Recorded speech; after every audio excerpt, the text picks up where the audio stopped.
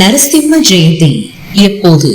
நரசிம்மரின் அருளை பெற இதை மட்டும் செய்யுங்கள். சொந்தங்களே, அனைவருக்கும் அன்பு வணக்கங்கள். மகாவிஷ்ணுவின் அவதாரங்களில் மிக வேகமாக நிகழ்ந்த அவதாரமாக கருதப்படுவது நரசிம்ம அவதாரம். நரசிம்மர் உக்கிர வடிவமாக இருந்தாலும் தன்னுடைய பக்தர்கள் பக்தியுடன் மனதார அழைத்தால் உடனடியாக வந்து அவர்களுக்கு அருள் செய்யக்கூடியவர். நாளை என்பது நரசிம்மருக்கு இல்லை என்பார்கள். அதுபோல் பக்தர்களின் பிரச்சனைகளை உடனடியாக தீர்த்து அவர்களுக்கு அருளை வழங்கி எப்போதும் துணையாக இருந்து பாதுகாக்கக்கூடியவர் ஆவார்.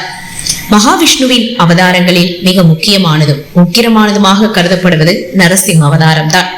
நர மனிதன், சிம்மம் சிங்கம், மனிதனின் உடலும் சிங்கத்தின் தலையும் கொண்ட உருவமாகும்.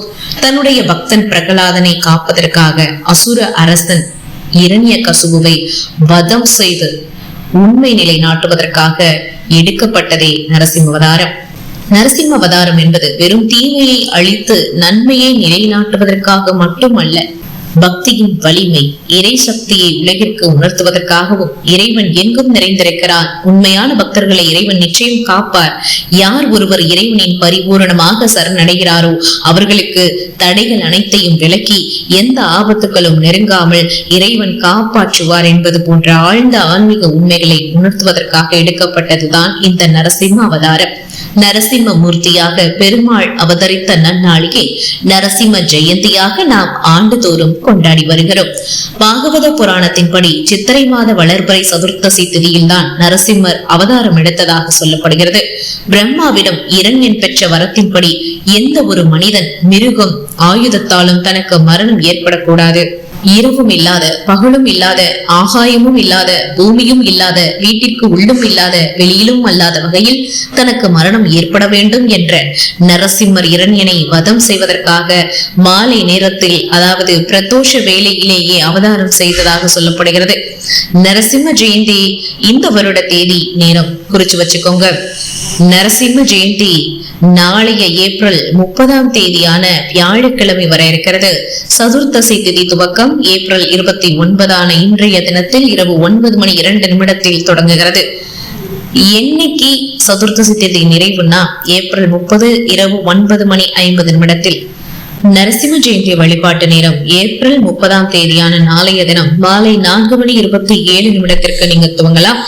அதிலிருந்து 7 மணி வரைக்கும் நீங்கள் இந்த வழிபாட்டை பண்ணலாம்.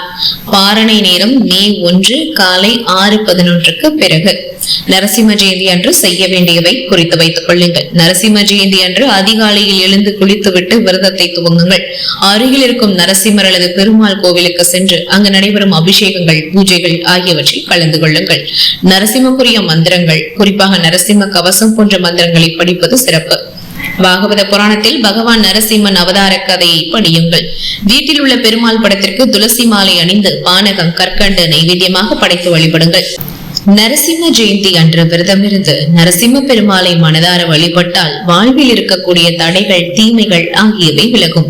எதிரிகள் தொல்லை நீங்கும். நரசிம்மரின் அருளும் ஆசையும் பரிபூரணமாக கிடைக்கும். ஆரோக்கியம், உடல் பலம் அதிகரிக்கும். நரசிம்மரை மனதார வழிபடுவதால் நமக்குள் இருக்கும் தீய எண்ணங்கள், கோபம், ஆணவம் போன்ற தீமைகள் அழிந்து சரியான பாதையில் நரசிம்மர் நம்மை வழி நடத்துவார் என்று கூறி இந்த வீடியோவை நான் நிறைவு செஞ்சுக்கிறேன்.